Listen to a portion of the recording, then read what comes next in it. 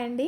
Chicken ఫ్రైని ఎప్పుడు చేసేలాగా కాకుండా ఒక్కసారి ఇలా ట్రై చేయండి. టేస్ట్ అయితే చాలా బాగుంటుంది. రెసిపీ అయితే మా అత్తయ్య స్పెషల్ అండి. మా ఇంట్లో ఏ ఫంక్షన్ అయినా మా అత్తయ్య అయితే చికెన్ ఫ్రై ఇలానే చేస్తారు. అయితే పెళ్లి ముందు వరకు కూడా నాన్ వెజ్ అయితే అస్సలు వండడం అనేది రాదండి.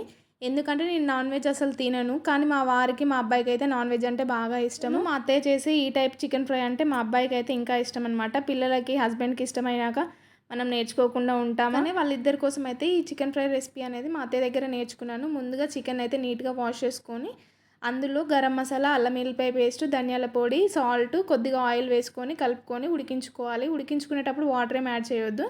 ఇప్పుడు అదంతా ఉడికేలోపు దానిలోకి అయితే మసాలా ప్రిపేర్ చేసుకుందాము. దానికోసం అయితే ఎల్లిపాయ కారం పట్టుకుంటున్నాను. ఎల్లిపాయలు, ఉప్పు, కారం, జీలకర్ర వేసి గ్రైండ్ చేసుకోవాలి. ఇప్పుడైతే చికెన్లో వాటర్ అంతా పోయి డ్రై అయిపోయిన తర్వాత స్టవ్ ఆఫ్ చేసేసి అయితే పోపు కోసం ఒక కడాయి తీసుకొని అందులో ఆయిల్ వేసుకోవాలి. అది కాస్త వేడైన తర్వాత అందులో జీలకర్ర వేసుకొని ఫ్రై చేసుకోవాలి.